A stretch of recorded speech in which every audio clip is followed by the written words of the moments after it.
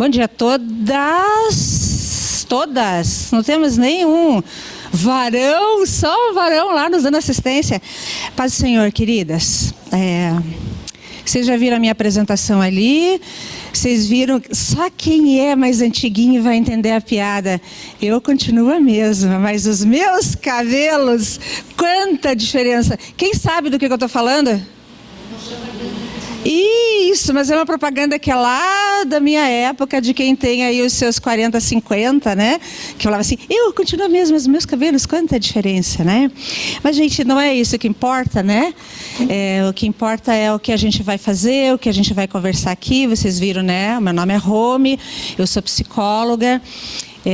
Eu trabalho no sistema penitenciário, que é uma coisa totalmente diferente, né, daquilo que a gente vai trabalhar aqui. Mas nem tanto, né? Porque eu trabalho com pessoas, né? E o que a gente está falando nesse congresso o tempo todo é de pessoas, né?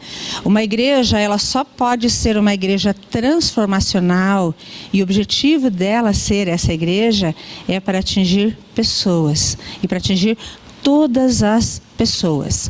Tem uma história, e o nosso tema aqui, vamos caminhar um pouquinho? É liderança vibrante no contexto das crianças. Tem uma história que vocês que devem ter lido já em algum livro, em algum lugar, sobre o evangelista Moody. Eu gosto muito dessa história, né, desse relato sobre ele. E Moody foi um grande evangelista, né, muitos de nós já ouvimos falar a respeito dele. E certa vez, depois de voltar de uma conferência missionária, uma pessoa perguntou para ele assim, e aí, foi boa a conferência missionária? Ele falou, foi muito boa. Quantas pessoas se converteram? Aí Moody falou assim, 2,5 pessoas.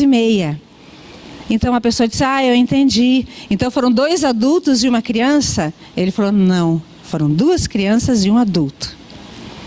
O que isso tem a ver com o que a gente vai conversar hoje aqui? Isso é o pano de fundo para a gente falar sobre evangelismo de crianças. Mas antes de falar sobre evangelismo de crianças, sobre liderança de crianças, nós vamos falar sobre liderança de um modo geral. Então, liderar é ajudar os outros a pôr em prática os seus dons e não apenas a oportunidade para exercer os próprios dons. Aqui, a gente já começa a ver uma grande diferença de conceito. Com certeza vocês já ouviram muitas palestras sobre liderança, não é verdade? Vocês já viram, talvez alguns de vocês já tenham ministrado palestras sobre liderança, mas a gente está falando nesse encontro sobre liderança num aspecto um tanto diferente.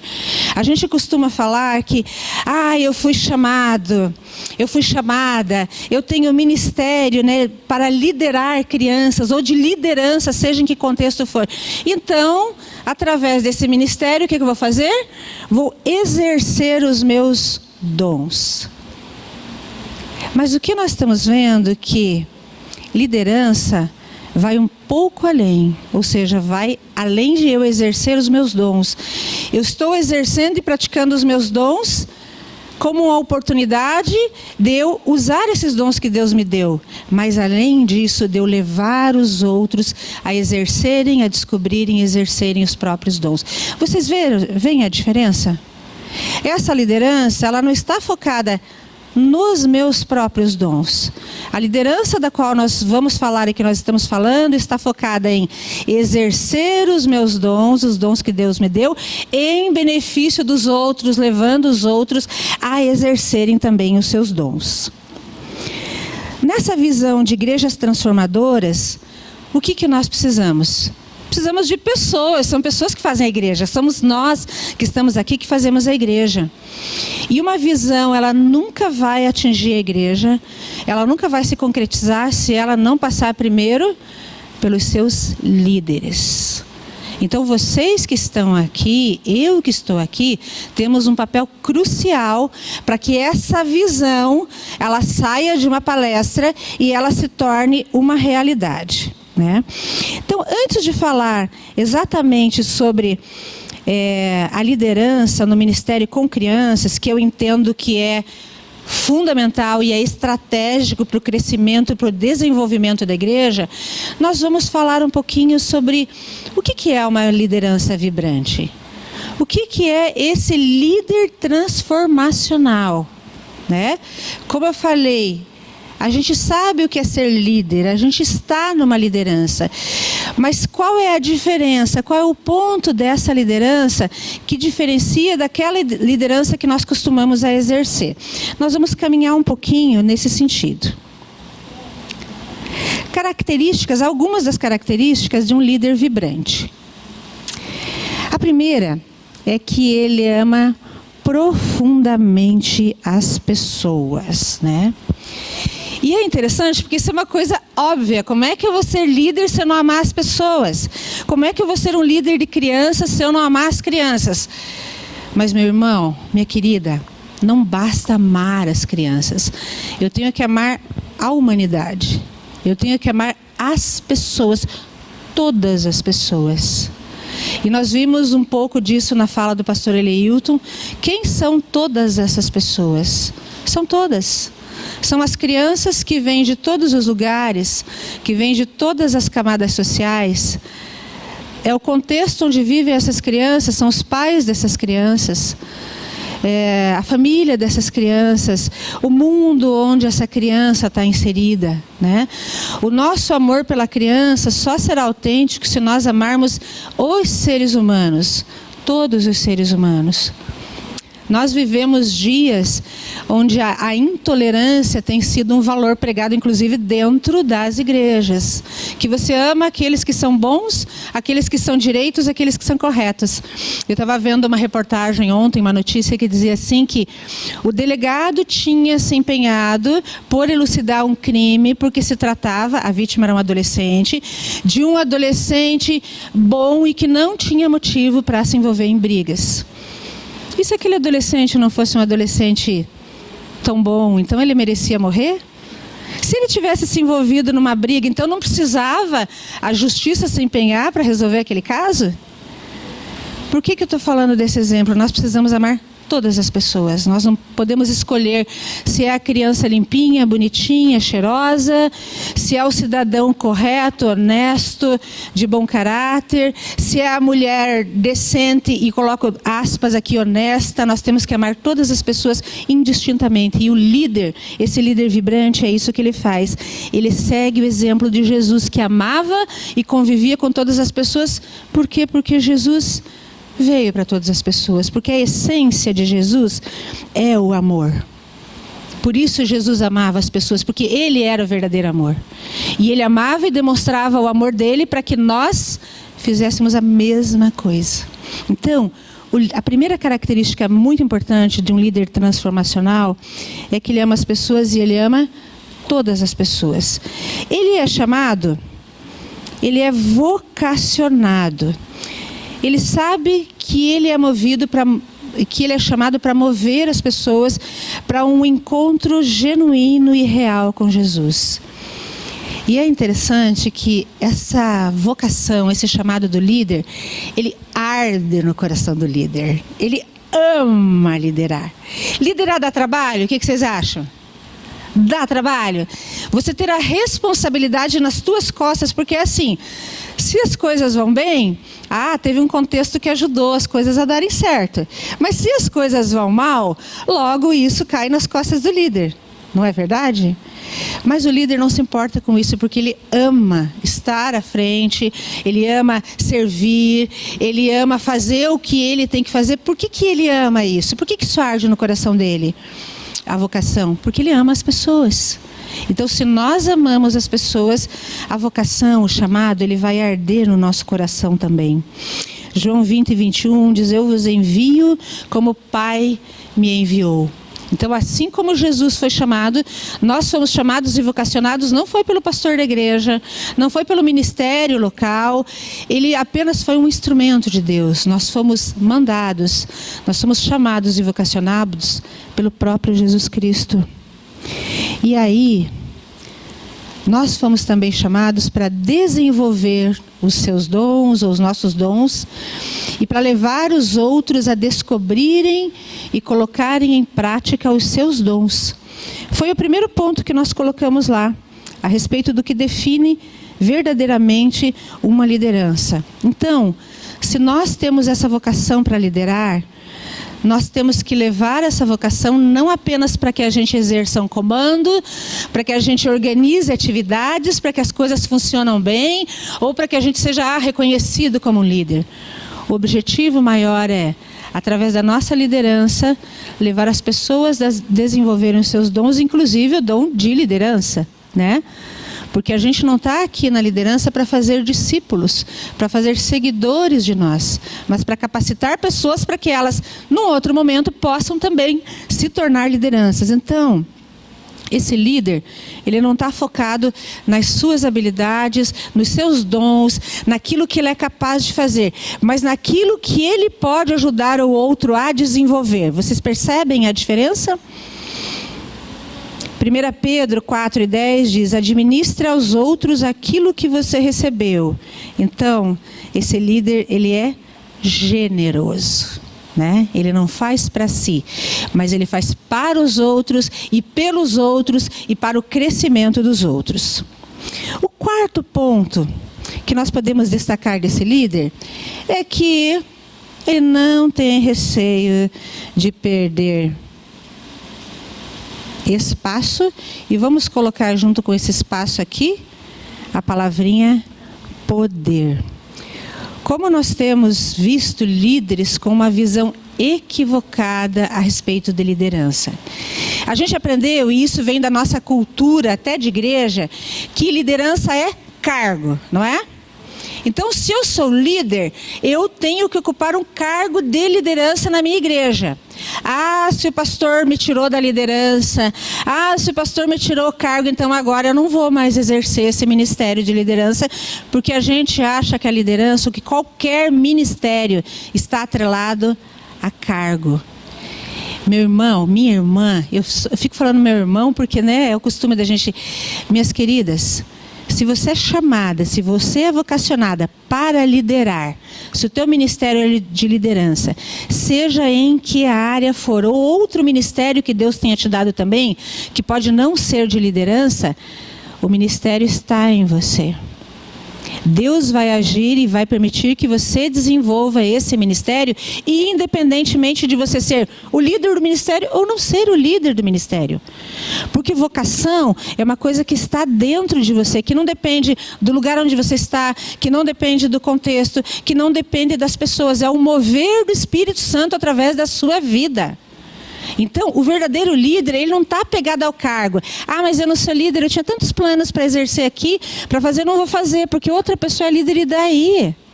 Você perdeu a sua vocação, seu ministério por causa disso? Não. Então, o líder, que é um líder realmente que motiva, é um líder transformacional, ele não tem receio de perder o espaço, porque ele sabe, conforme 1 Pedro 2:9, que todos nós somos eleitos e todos nós somos capacitados para exercer o sacerdócio, o ministério, da maneira e como Deus quiser. E talvez você tenha que deixar esse espaço para que outro ocupe, né, o cargo, mas nem por isso você vai deixar de ser um líder, nem por isso você vai deixar de ser um ministro de Deus. Outro ponto bem importante é que esse líder, ele tem uma vida cristã integral. Eu acho tão engraçado quando eu vejo pessoas dizendo assim, tem uma foto lá, por exemplo, no Facebook, da pessoa numa situação de lazer, de trabalho, e de repente a gente vê uma coisa lá que não é compatível com a nossa visão do que é ser cristão. E aí, quando você aponta isso, a pessoa diz, ah, mas isso aqui é minha vida secular. Gente, como é que é essa história de crente ter uma vida cristã e uma vida secular? A gente vivia um tempo, até recentemente, que a gente tinha uma roupa de crente e uma roupa de não crente. Roupa de crente era aquela roupa de ir na igreja, né? Mas ainda a gente se livrou dessa roupa aqui de pano, mas a gente ainda está preso a uma vestimenta, a uma fantasia, né? A uma imagem. Então a gente sai de casa e a gente veste essa vestimenta de crente, esse jeito de crente, esse jeito de de falar, esse vocabulário, esse jeito de vestir, coloca a nossa Bíblia na bolsa ou debaixo do braço e vai, e passa sábado e domingo vivendo como crente. Aí chega segunda, eu vou para o meu trabalho, eu vou para a faculdade, daí eu tiro essa roupa e eu visto a minha roupagem de não crente ou da minha vida secular. E daí na minha vida secular eu posso ir a lugares, eu posso fazer coisas, eu posso falar no Facebook, usar expressões, palavrões, ofender meus irmãos ou outras pessoas, porque lá é a minha vida secular, né? Um líder transformacional, ele não tem uma vida secular, ele tem uma vida integral. A vida dele não é uma vida separada. Ou você é a luz, e você é a luz na igreja, e você é mais luz onde há escuridão, que é lá no mundo, que é lá que precisa de luz, ou você não é luz. Ou você é sal em todos os lugares que você está, ou então você é aquele sal que só presta para ser pisado e jogado fora. Então, o líder transformacional tem uma vida cristã integral. Ele é um líder transformacional, ele é um crente, ele é um cristão em todos os lugares em que ele estiver. Amém? E aí, esse líder, ele também é uma pessoa que está em constante transformação. E não à toa, eu peguei esse texto de Lucas 2,52, que ele fala a respeito de Jesus. Gente, vocês acham que Jesus sabia tudo o que ele precisava saber? Eu tenho certeza que sim. Será que Jesus precisaria estudar, precisaria aprender com doutores, precisaria participar de debates para ele aprender mais? Eu acredito que não, né?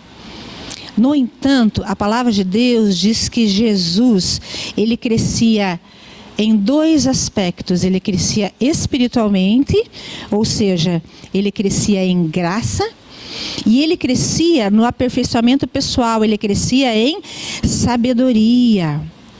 Então, o líder transformacional, esse líder vibrante, ele é uma pessoa que busca crescimento espiritual o tempo todo.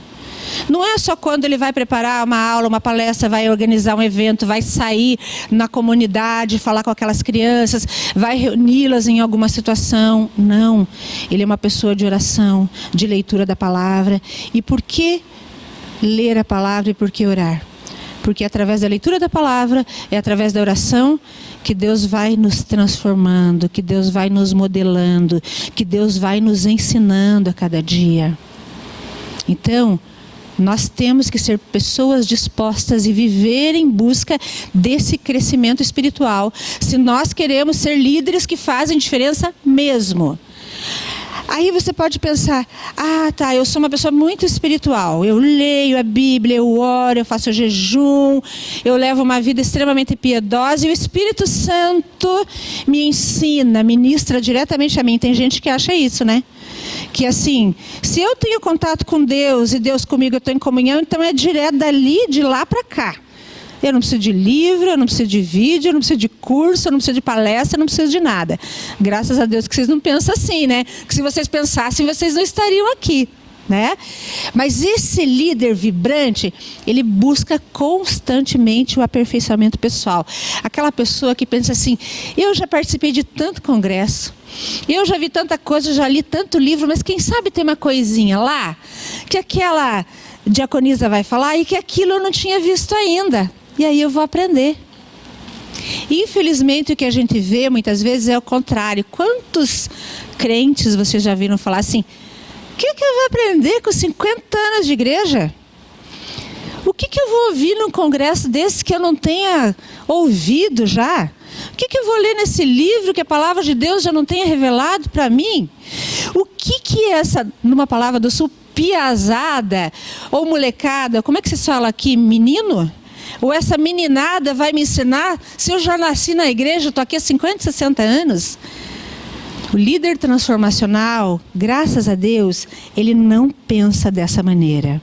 Ele tem sede, ele tem vontade, o coração dele tem vontade de ler, de estudar. Ele vê um videozinho lá, alguém fala para ele, vai e olha, porque ele entende que Deus está trabalhando constantemente na vida dele.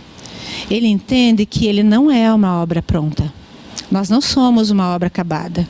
A nossa liderança, ela não é uma obra acabada. Não interessa se você fez faculdade, mestrado, doutorado, e se você fizer bom, e se você não fizer, Deus pode te usar muito, e Deus tem muitos instrumentos e muitas formas de te ensinar. O importante é que você busque, o importante é que você tenha o coração aberto para aprender. E sabe, queridas, o que eu acho legal é que quando você busca conhecimento, você tem a oportunidade de ser transformado por esse conhecimento. De ter aquela visão que você tinha 10 anos atrás e você pensa, essa visão já não serve mais hoje. Como é que eu pensava assim? Hoje eu penso diferente. E pensar diferente se torna uma coisa natural para você. Porque você é aberto e porque o conhecimento vai transformando e trazendo crescimento para você. E se você cresce espiritualmente, e se você cresce no aperfeiçoamento pessoal, é impossível que você não contagie os teus liderados com o conhecimento que você tem. Amém? Mas esse líder vibrante, esse líder transformacional, tem uma outra característica. Ele tem Jesus como seu modelo de líder. É bom a gente ler? É bom. É bom a gente ouvir palestras? É bom. Mas tome muito cuidado para você não ficar focado numa pessoa. Porque aquele palestrante, aquele preletor, ele é sensacional. E nós temos mesmo palestrantes sensacionais. Só que não desvie o teu foco do que você está procurando. Você está procurando aprender de Jesus e com Jesus. Então Jesus tem que ser o teu modelo de líder, na humildade, no exemplo. E Jesus, ele tinha uma característica muito interessante da sua liderança, que a liderança de Jesus atingia as pessoas pelo poder de influência que ele tinha sobre elas. E por que Jesus influenciava as pessoas? Ele falava bem? Ele falava. Ele era o filho de Deus, né? Ele tinha que influenciar. Nós também somos filhos de Deus. Nós não somos Jesus, mas nós também somos filhos de Deus, redimidos e transformados. Só que Jesus influenciava tremendamente as pessoas, porque Jesus vivia tudo aquilo que ele falava. A vida de Jesus era coerente com os ensinos de Jesus. Então, se Jesus é o nosso modelo, se nós nos espelhamos em Jesus, a nossa vida de liderança tem que ser coerente com a nossa vida de mãe, com a nossa vida de pai, com a nossa vida de filha, com a nossa vida de irmã, com a nossa vida de colega de trabalho, com a nossa vida de amiga, com a nossa vida de esposa, né? Então, se nós temos Jesus como modelo de liderança, nós vamos liderar pelo carisma, nós vamos liderar pelo envolvimento, mas nós vamos liderar também pelo nosso exemplo, né? Jesus nos disse em João 13,15 que ele nos deu um modelo, ele nos deu um exemplo, e é esse exemplo que nós temos que seguir.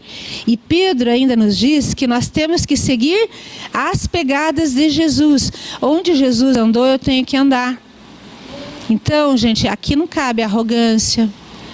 Aqui não cabe uma liderança focada em mim, nas minhas qualidades, naquilo que eu sou, né? Aqui não cabe uma liderança onde eu acho que eu sou melhor do que os outros. Olha como eu fiz muito melhor essa gestão esse ano. O Ministério de Crianças e Adolescentes aqui foi maravilhoso, porque eu estava na liderança. Isso não cabe. Jesus diria isso? Jesus não diria, com certeza. Então, o nosso modelo tem que estar focado em Jesus, o nosso modelo de liderança. Aí você pode se inspirar em quantos autores, em quantas pessoas você quiser, na sua prática, no seu jeito de falar, nas atividades que você faz, mas o modelo tem que ser sempre Jesus. Esse líder está disposto também a envolver-se, né? O que significa esse envolver-se? Pastor Eliilton falou a respeito disso lá também. Como é que você vai se envolver com uma pessoa que você não sabe quem é? Com uma pessoa que você não sabe de onde vem? Com uma pessoa que você não sabe como essa pessoa vive? Quais são os hábitos? Vamos falar das crianças, dessa criança que você está trabalhando.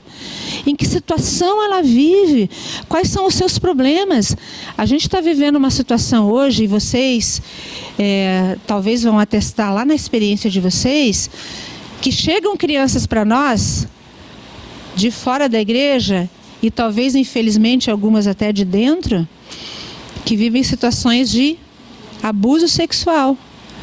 Antes a gente falava a criança passa fome, então você tem que se preocupar, né, com alimentos, se ela está alimentada, né, para vir para a igreja. Não, hoje você tem que se preocupar que talvez você vai receber uma criança destruída emocionalmente, destruída na sua identidade.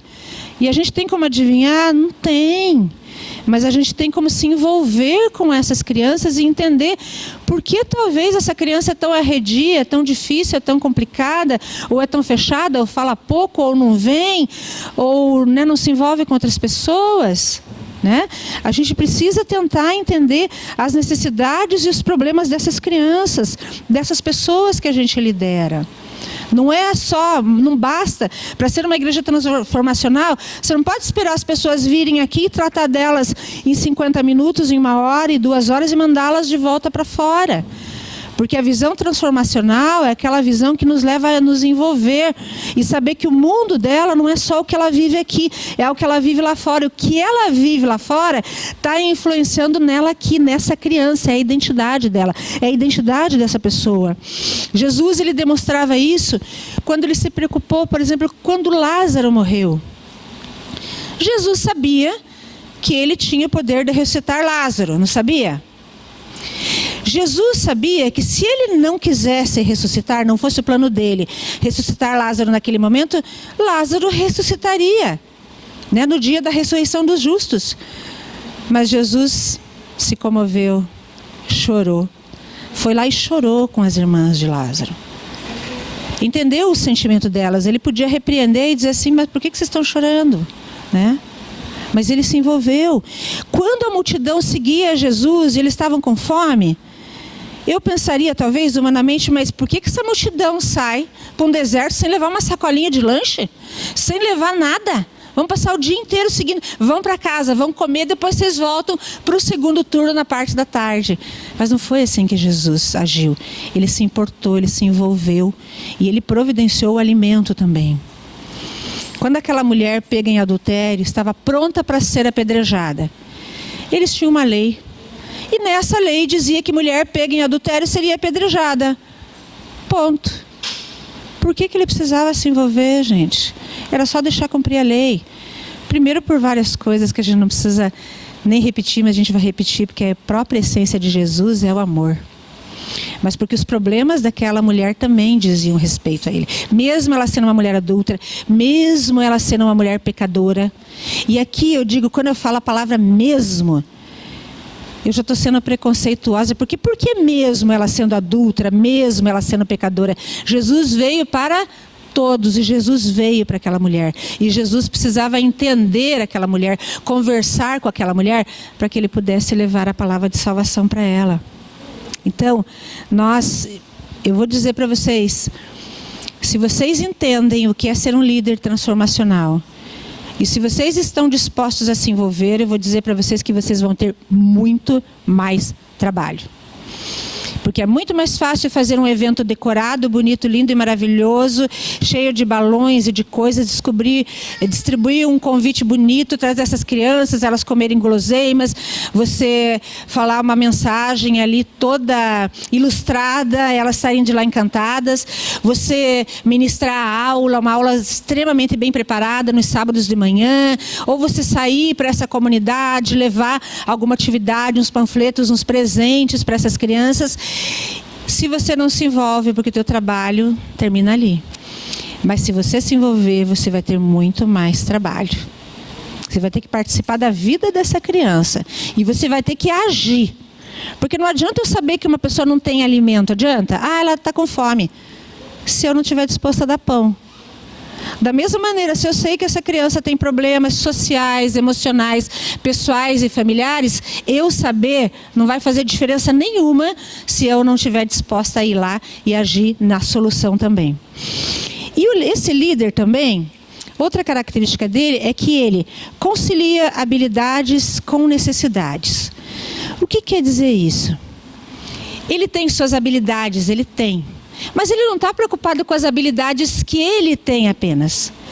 Ele está preocupado com a capacidade daquelas pessoas com quem ele está trabalhando, de aprender, de assimilar e de se envolver também com aquilo que ele está trazendo, com a mensagem que ele está trazendo. Porque é muito fácil nós termos habilidades e aí nós desenvolvermos essas habilidades. Eu, por exemplo, não tenho. Eu falo, isso é uma tragédia nesse sentido para trabalhar com crianças e adolescentes. Não me deem cartaz para fazer.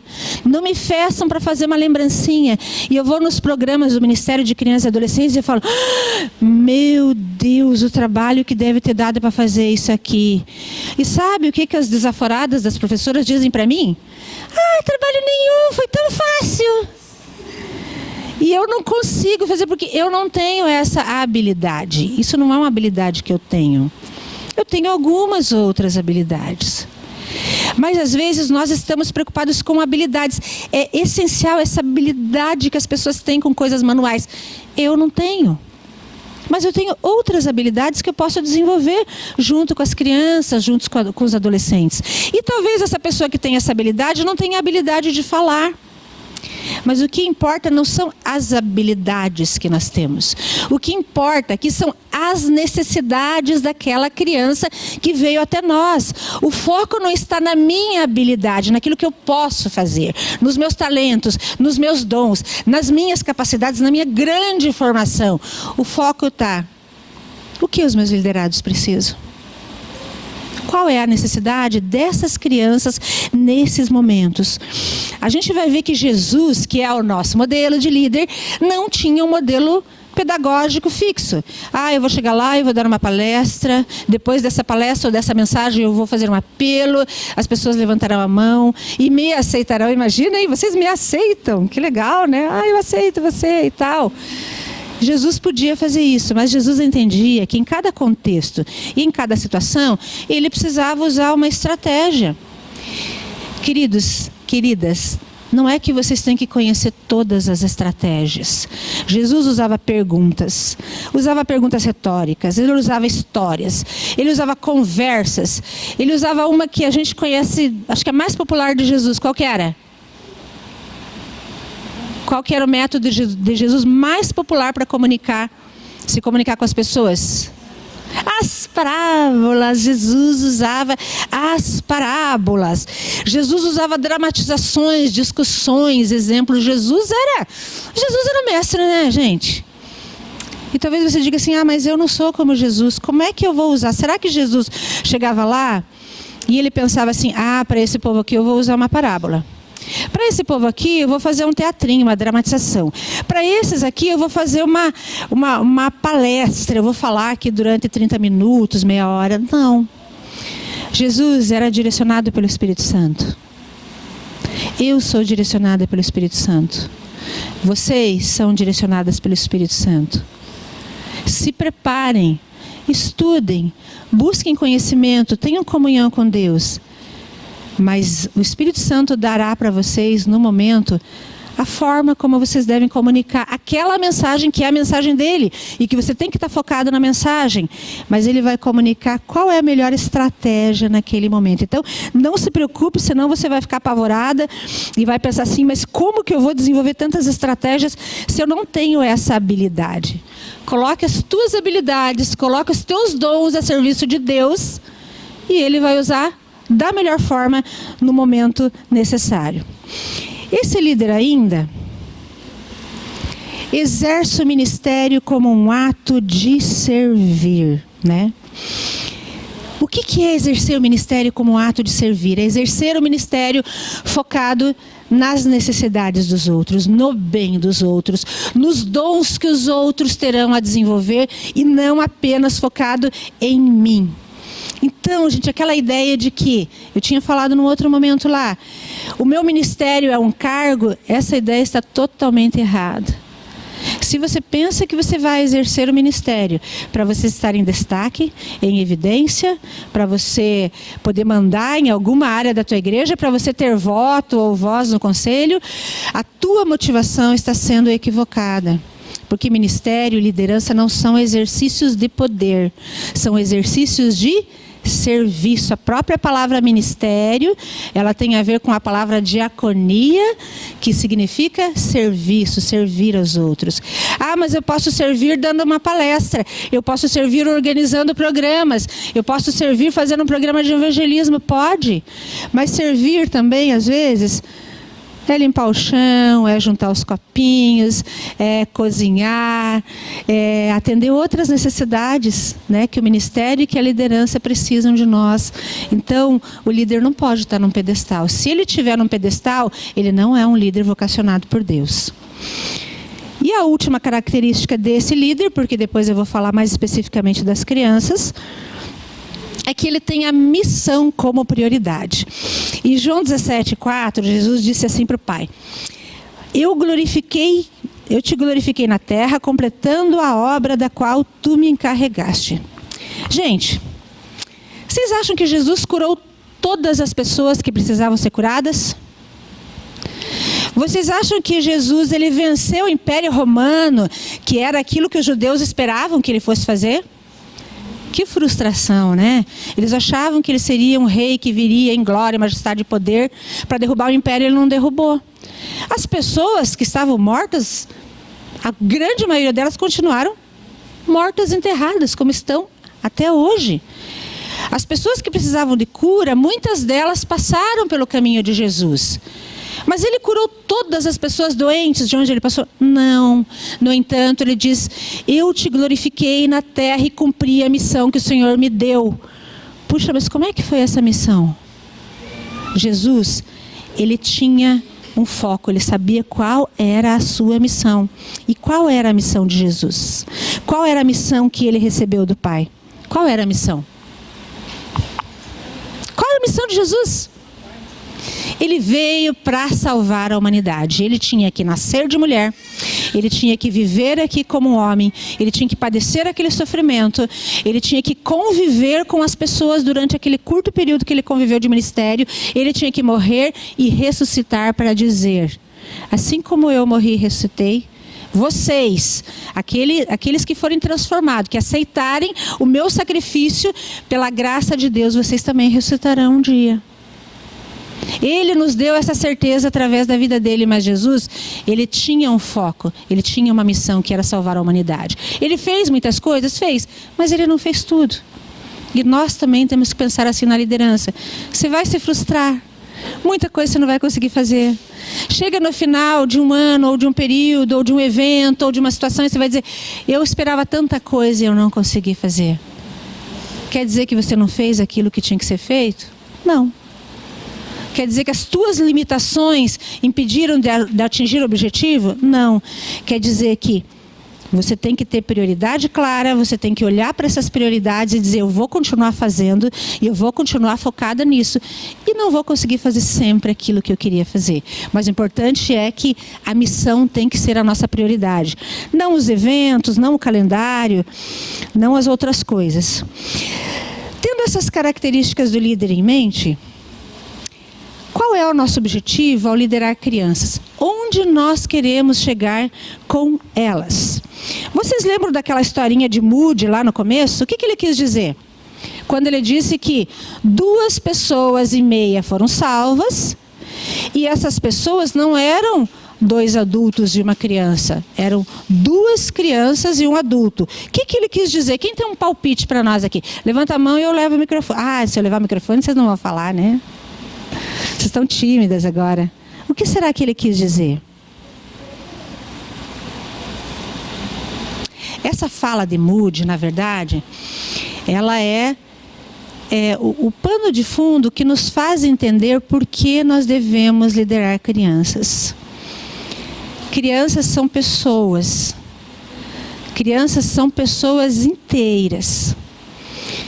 Moody estava dizendo o seguinte: essas crianças que aceitaram a Jesus, que se converteram, elas têm a vida inteira para se dedicar a Deus. O adulto não. O adulto já viveu 20, 30 ou 50 anos, ele tem o que sobra da vida dele para dedicar a Deus. A salvação chegou às 3 pessoas, as 2 crianças e ao adulto. No entanto, aquelas crianças têm muito mais para dedicar a Deus do que aquele adulto tem para dedicar a Deus. né? Eu gostei muito dessa história, né?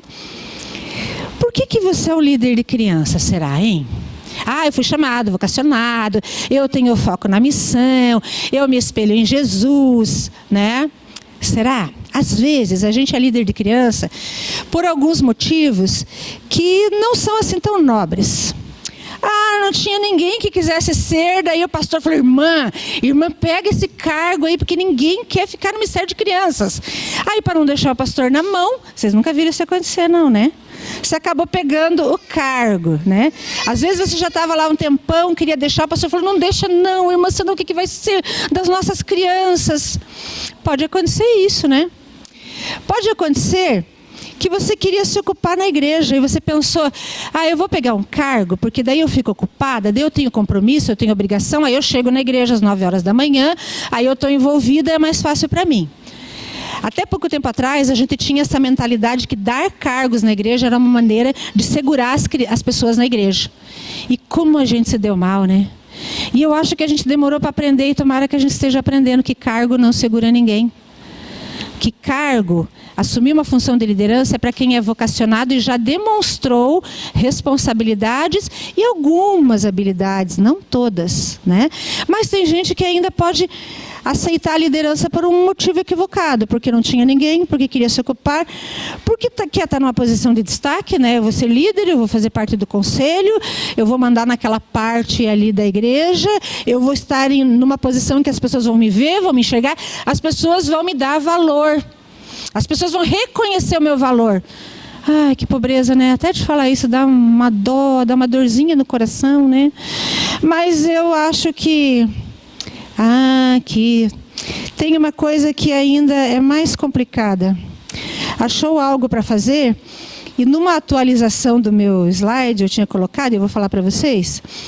Achou algo para fazer? E o que é esse algo para fazer que muitas pessoas pensam? Entreter crianças. Irmãs, vocês aí que são do antigo de JAP, agora Ministério de Crianças e Adolescentes, vocês podem levar as crianças lá para baixo, para passar um tempinho com elas, porque elas estão atrapalhando aqui no culto. Criança no culto atrapalha. Tem gente que diz isso, que dizia, não diz mais, né? Com a graça de Deus, né? Criança no culto é uma bênção, né? Desvia a atenção da gente, corre para lá, corre para cá, mas está ali, né? Mas também tem o cultinho para elas, que também é uma bênção. Mas quanto tempo nós pensamos que função do Ministério de Crianças e Adolescentes, ou do líder de crianças e adolescentes, era distrair as crianças? Levavam um filme para as crianças verem lá no fundo, né? Levavam um filme para as crianças verem lá no fundo. Contava uma historinha, né? Nada contra historinha, né? As historinhas, as histórias bíblicas são maravilhosas. Só que a gente conta uma história bíblica e a gente leva um filme para as crianças assistirem porque tem um objetivo, tem uma mensagem naquele filme, naquela história. Não para distrair essas crianças e cantar umas musiquinhas alegres e animadas, porque daí elas não vão atrapalhar os seus pais e não vão atrapalhar no culto. Então, esses motivos aqui, infelizmente, são motivos que podiam ser até bons em algum momento, principalmente esse aqui. A irmãzinha, o irmãozinho vai lá e se dispõe a fazer, sabe, entreter as crianças, mas não é por isso que nós trabalhamos com criança. Não é por nenhum desses objetivos aqui. Por que nós trabalhamos com criança? Por que você é um líder de criança? Porque Deus te chamou. E você recebeu de Deus uma vocação, um chamado especial. Deus disse para você, você que falou, como é que é seu nome? Deus disse para você, Diva, você é uma serva de Deus. Você faz parte do corpo de Cristo. E eu quero colocar você, Diva, podia ser eu, podia ser qualquer uma de nós, num lugar especial. E esse lugar é o trabalho com crianças. E Deus diz assim, vai dar trabalho, vai exigir bastante de você. Talvez não seja fácil, mas vai ser tão gratificante, vai ser tão bom. Você vai construir tanto para o reino de Deus que você não tem ideia das sementes que você vai lançar. Então, essa vocação você recebeu do próprio Deus. E esse chamado para trabalhar com crianças, ele arde no teu coração. Você sente alegria quando você vai para a igreja sábado. Ou outro dia. Você não pensa, esse sábado eu vou dar atividade para as crianças. Meu Deus, o que eu vou fazer? O que eu vou fazer? Tem que preparar alguma coisa para distrair essas crianças. Tem que fazer uma coisa bonita, porque a outra lá faz um monte de cartazes, vem e faz atividade, eu tenho que fazer uma coisa. Não.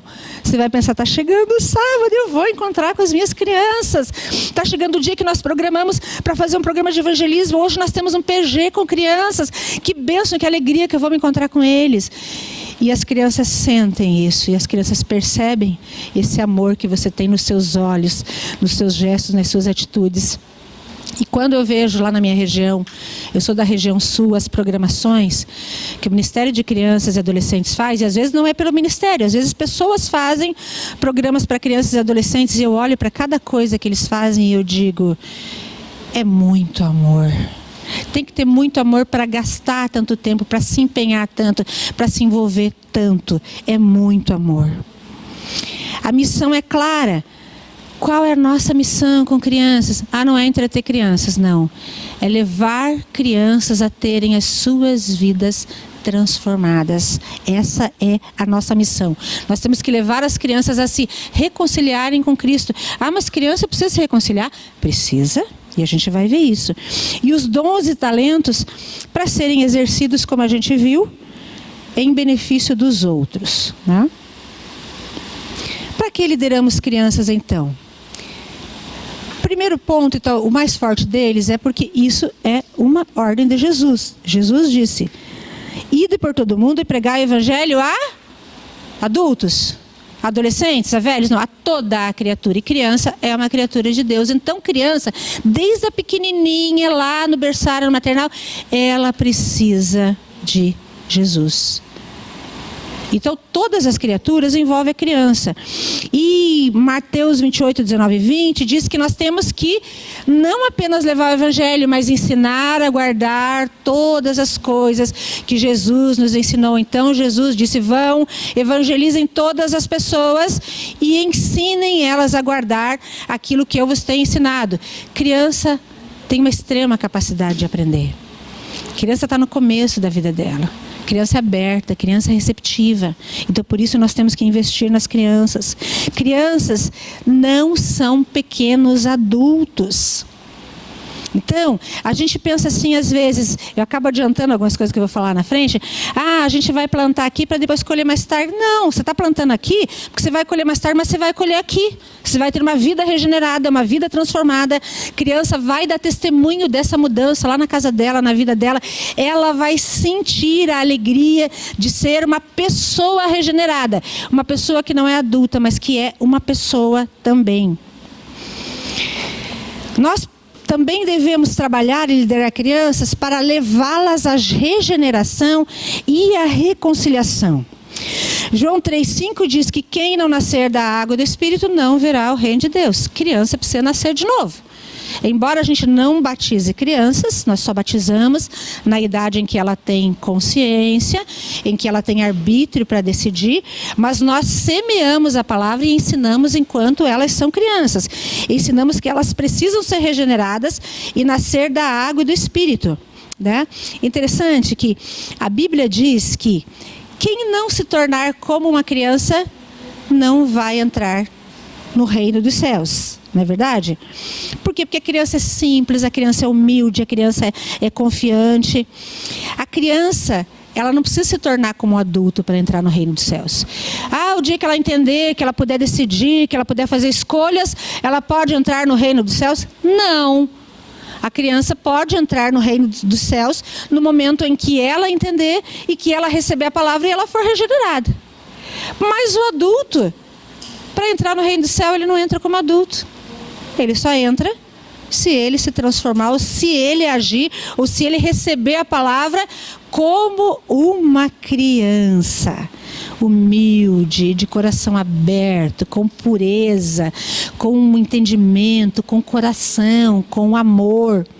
Então, por isso, nós percebemos que nós precisamos levar as crianças à regeneração, porque as crianças estão tão mortas espiritualmente quanto um adulto está morto espiritualmente.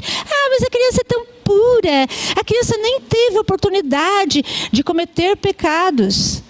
Nós, infelizmente, por causa do pecado original, nós já nascemos em pecado. Esse é um ponto. E outra coisa, quem que tem filho? O bebezinho, como é que é o nome dele? Caleb. O Caleb provavelmente tem quantos meses o Caleb? E a mãe dele como chama?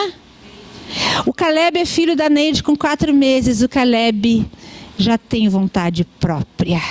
Tem, Neide? Ele já tenta às vezes impor a vontade dele. Eu quero mamar nesse peito, quero naquele, assim não quero, tem que ser desse jeito. Os bebezinhos já têm vontade própria. As crianças já tentam dar o nó em nós. As crianças têm, parece chocante isso, mas elas têm maldade sim no coração delas. Esse negócio, a criança fez porque não sabia o que estava fazendo. Não, a criança sabe e a criança já tem maldade no coração dela. E essa maldade não é nem do ambiente, é original. É a maldade do pecado. Por isso que as crianças sim precisam ser regeneradas. Nós precisamos levar as crianças a desenvolver valores espirituais. As crianças, por serem crianças, estão com a sua personalidade em formação. Então, é mais fácil você ensinar para quem está com a sua personalidade em formação do que para um adulto. Pense numa árvore. Alguém aqui já teve ou tem bonsai? Aquela árvorezinha que tem uma técnica para podar, para entortar os galinhos e ela fica pequenininha? Não precisa ter bonsai. Se você tiver uma roseira na sua casa, você quer que essa roseira cresça para a direita ou para a esquerda, o que você faz? Você vai direcionando os galhos dela, você vai amarrando, você vai prendendo e essa roseira ou essa árvore vai crescer para o lado que você quiser. Crianças não são plantas. Mas crianças também podem ser direcionadas desde pequena. Eu tenho um cãozinho, Charlie, faz uns 3 meses que ele chegou lá em casa. E como o cachorro dá trabalho, é tão bonitinho, vai dar um trabalho. Só que ele quer comer a comida que a gente come na mesa. Ele chega lá e fica latindo. Se eu acostumar a dar comida para ele, ele tem a raçãozinha dele lá no pote. Da mesa ele vai sempre querer comer na mesa. Crianças também não são cachorrinhos. Mas o princípio de quem está em desenvolvimento é o mesmo para um animalzinho, é o mesmo para uma plantinha e é o mesmo para uma criança. Ela pode ser moldada, ela pode ser modelada em seu caráter, em sua vida espiritual, enquanto ela é criança. Para um adulto assimilar valores espirituais é muito mais difícil. Ele viveu uma vida inteira, aquela vida torta. Mas ele não foi regenerado? Foi. Mas muitas vezes ele tem que lutar contra hábitos, contra vícios que ele tem, contra aquele jeito dele que ele viveu no pecado durante tantos anos e que ele tem que lutar, é uma luta constante. A criança não. A criança vai aprender no caminho, na direção certa. Então, por isso é que nós devemos liderar crianças, porque elas podem desenvolver valores espirituais com muito mais facilidade. E vocês devem ver isso na experiência de vocês, os valores que estão arraigados nas crianças desde pequenas, ainda que elas saiam da igreja, esses valores não saem do coração delas. Esses valores serão para a vida inteira. Nós também devemos liderar crianças para levá-las a ser discípulas e discipuladoras. Como nós vimos, as crianças são mais abertas ao evangelho do que os adultos, né? E o texto nos diz que nós precisamos receber o evangelho como um menino, se fazer como um menino ou como uma criança. Quanto mais velha é a pessoa, ela é mais resistente ao evangelho. Claro que não há idade. Não há ninguém que possa dizer eu resisto ao evangelho e vai resistir ao poder de Deus. E o poder de Deus não vai derrubar a sua resistência. O Espírito Santo é maravilhoso. Se você tiver com 99 anos, ou se você tiver com 5, ou você tiver com 20, o poder do Espírito Santo é o mesmo. O poder do Espírito Santo é o mesmo. Mas nós somos diferentes. Quanto mais velhos, e aí eu digo nesse quanto mais velhos, não é a idade. São as marcas da vida. As pessoas às vezes passam por traumas, passam por situações tão difíceis que para elas é difícil acreditar em Deus. Onde estava Deus que não me protegeu de uma doença, que não me protegeu de um acidente, que não me protegeu de um abuso quando eu era criança? Um adulto pode pensar isso. E um adulto pode fechar o seu coração para Deus, justamente porque ele teve tanta vivência, tanta experiência difícil que uma criança talvez tenha vivido, mas a chance dela ter vivido ainda é menor. Então o adulto, ele tem o seu coração mais duro. Já a criança é um campo mais frutífero para receber. E aí tem uma diferença, a criança recebe e a criança não tem vergonha de falar. A criança chega em casa contando para o pai dela e para a mãe dela o que aconteceu lá na igreja, aquilo que ela viu. Eu lembro de uma experiência bem interessante que a gente viu. Um sobrinho de uma sobrinha minha, numa programação de evangelismo, lá em Curitiba. O pastor José Lima estava lá nessa programação e ele perguntou quem queria aceitar Jesus. E o William tinha na época uns 5 anos. E ele estava no colo do tio dele, ele levantou a mão e falou: eu quero aceitar Jesus.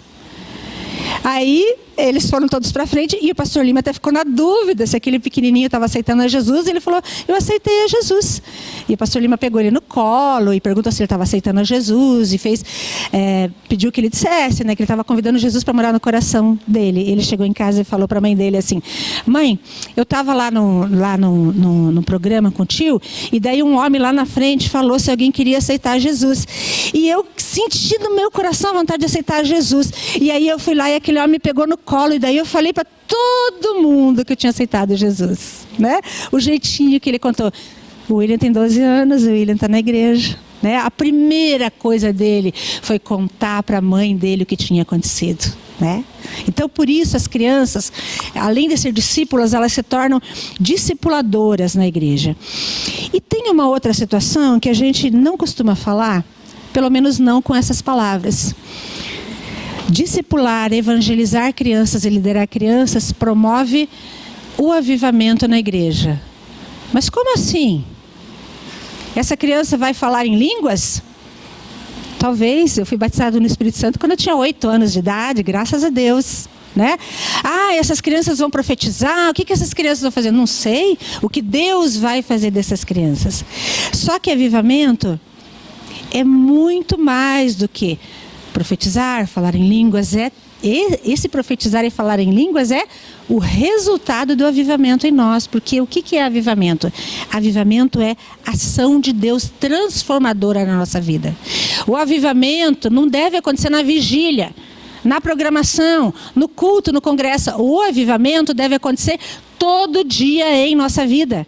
Cada dia o Espírito Santo está nos avivando quando Ele está trabalhando e transformando a nossa vida, transformando o nosso caráter, transformando os nossos costumes. Então, uma criança transformada e crianças transformadas vão promover o avivamento na igreja, porque a palavra de Deus diz em 2 Timóteo 3,16 que a Escritura tem esse poder de transformar. Porque a Escritura, ela é apta para corrigir, redarguir, ensinar, instruir em justiça. Então, crianças transformadas, assim como adultos, assim como jovens, assim como adolescentes, serão crianças transformadas, serão crianças avivadas e crianças avivadas cumprirão a missão. Então, evangelizar e liderar crianças promove o avivamento na igreja. E por último, olha só, não foi o primeiro que eu coloquei.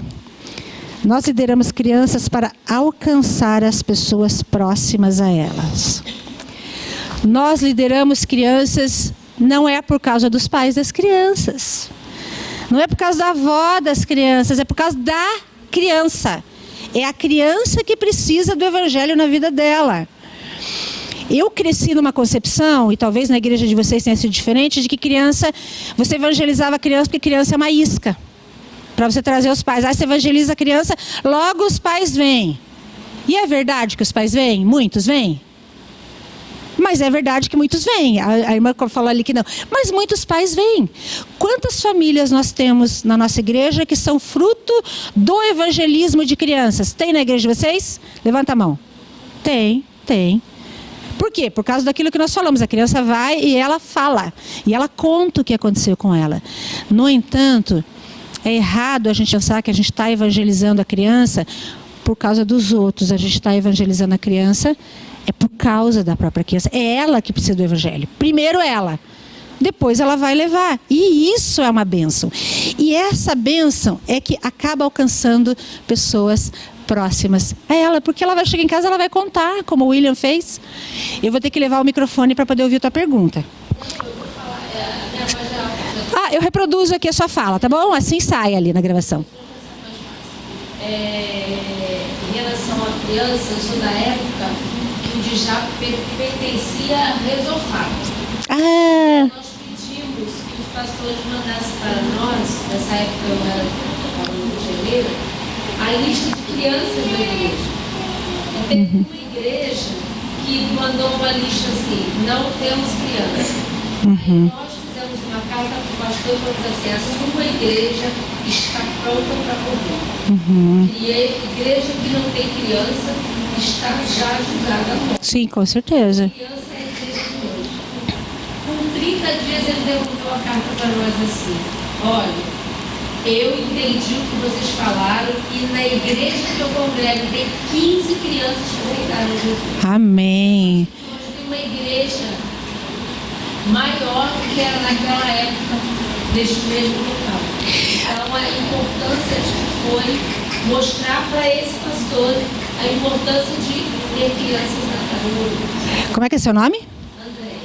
Para que todos possam compartilhar o que a Andréia trouxe de um pastor que disse, que relatou para ela que na igreja dele não tinha crianças. E ela falou para ele que aquela era uma igreja que estava fadada a morrer. Né?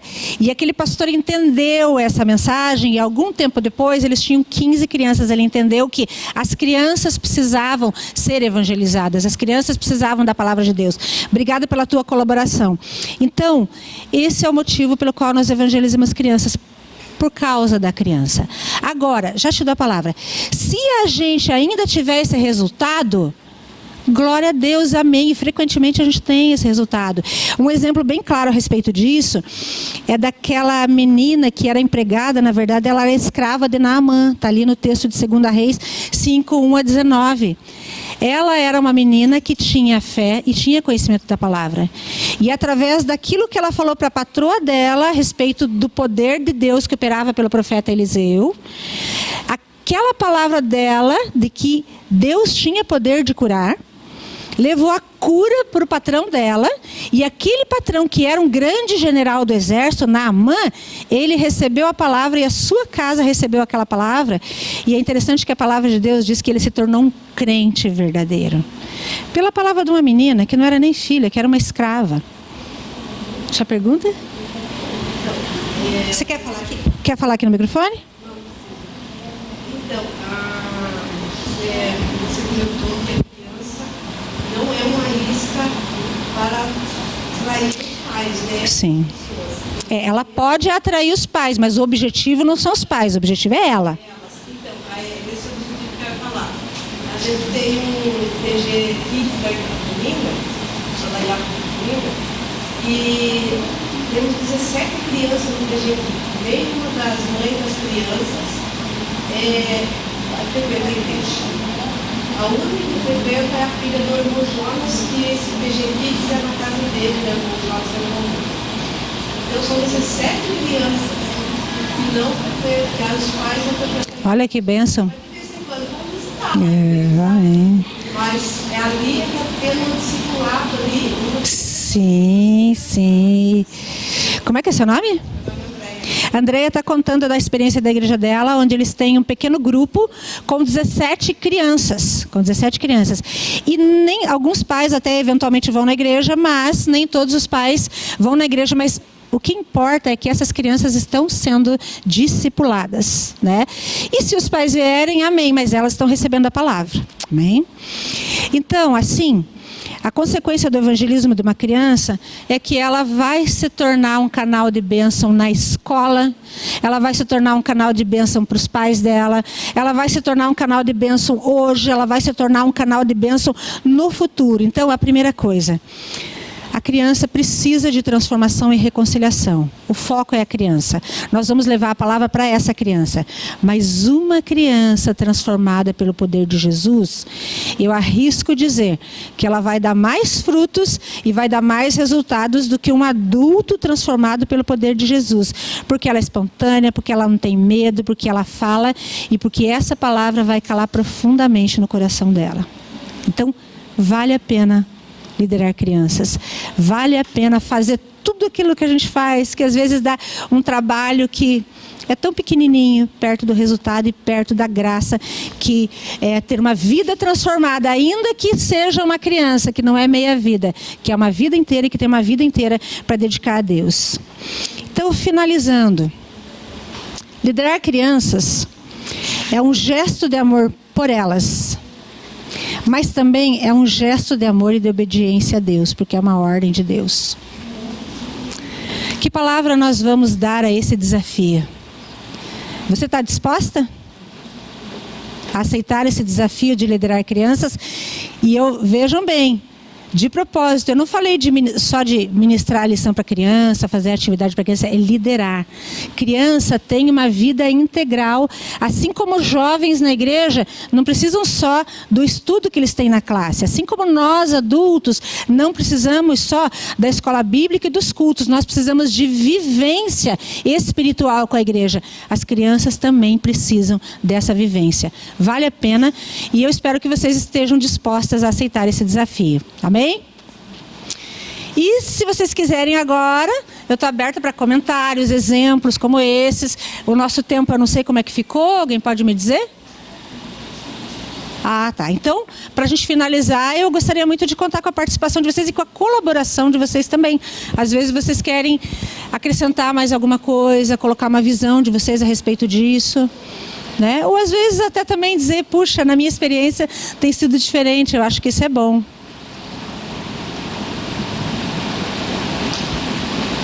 Vocês têm alguma contribuição para dar? Puxa, aí eu fico pensando assim, ou foi tão bom que eu falei tudo, e isso não é verdade, porque ninguém fala tudo, ou vocês não entenderam nada, que eu sei que também não é verdade, porque não foi isso que vocês demonstraram. Mas eu agradeço muito, gente, eu vou te dar a palavra, a preciosa participação de vocês, a atenção de vocês, e eu espero que isso clareie de alguma forma, ou de alguma forma possibilite vocês a desenvolverem de maneira ainda melhor a vocação e os dons que Deus deu para vocês, para a glória dele. Amém? Nossa cidade. Nossa, vocês têm um medo de microfone, né? Igual eu. Que na nossa cidade de Itatiba, a gente trabalha com as crianças do bairro. A gente ouviu lá o pastor Eliuto falando, a nossa igreja é uma igreja conhecida no bairro. Então, assim, nós temos 5 famílias que as crianças congregam e os pais não. E são crianças que os pais o pai é preso, os pais separados. E eles vão lá e eles choram, falam, eu queria tanto que meu pai estivesse com a minha mãe. E a gente é amigo dos pais.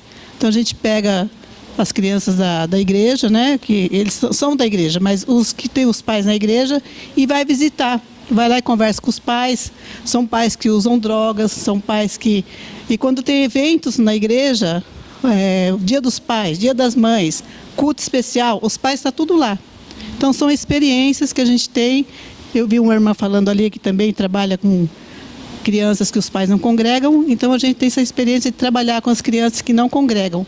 São assim aproximadamente umas 10 crianças que estão todo sábado na igreja.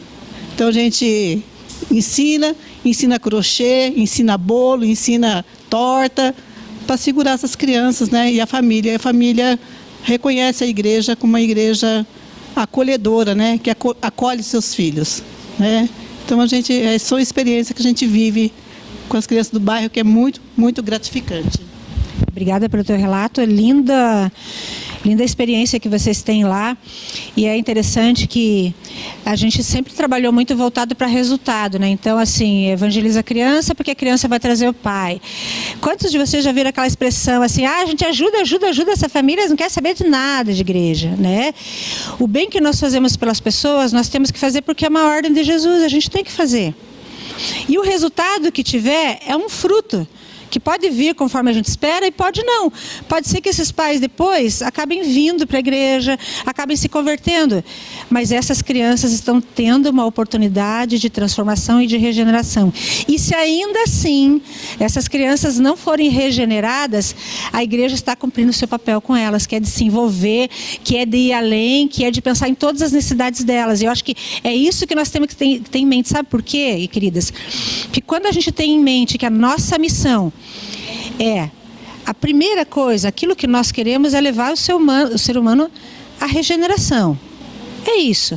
Nós não queremos fazer assistência social, mas o fazer o bem, o amar as pessoas, o se dedicar a elas, o se preocupar com as necessidades delas, também é uma ordem de Jesus. E a gente precisa fazer isso, tenha isso resultado no evangelho, no evangelismo, ou não tenha isso. Porque as pessoas vão sentir isso em nós. As pessoas sentem esse amor genuíno, esse amor verdadeiro, esse cuidado lá com essas crianças, né? Tudo que vocês estão fazendo, os pais, eles estão percebendo isso.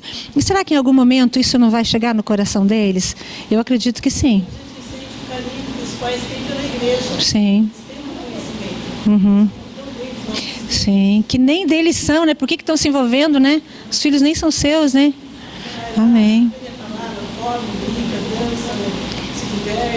E volta contando. E volta contando. Amém, pessoal? Mais alguma colaboração? No microfone ou sem microfone? Você não quer vir aqui? Tem uma frase. Não, para daí, corta um pouquinho. Você vem falar aqui. Vem. Que não chega aí. Isso, aqui não chega. Pode falar. Não, tem uma frase que eu acredito que todas nós ouvimos durante muitos anos. E eu combato essa frase há muitos anos. Criança é a igreja de amanhã. Nós ouvimos sempre isso. E eu combato até hoje. A criança é a igreja de hoje. Que se eu não cuidar dela hoje, amanhã ela não vai estar na igreja. Então, é diferente você ter essa visão da criança, né? É diferente quando você tem a visão de que criança você precisa cuidar dela agora. Ensinamento, você fazer assistência social, porque ela está com fome, você vai dar o alimento espiritual e não der o alimento físico, não adiantou nada. Você tem que fazer os dois. Mas é uma frase que eu combato muito. Toda vez que um pastor chega para mim e fala assim: ai, irmã, a igreja, as crianças são a igreja de amanhã. Não, pastor, as crianças são a igreja de hoje. Porque se você não ensinar ela hoje, não cuidar dela hoje, amanhã nós não temos igreja. É bem isso mesmo a ideia.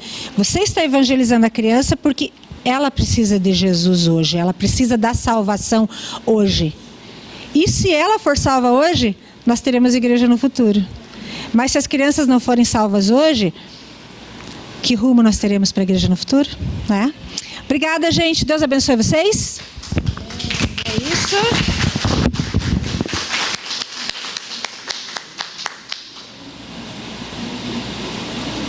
Agora já é almoço. Agora já parou de filmar.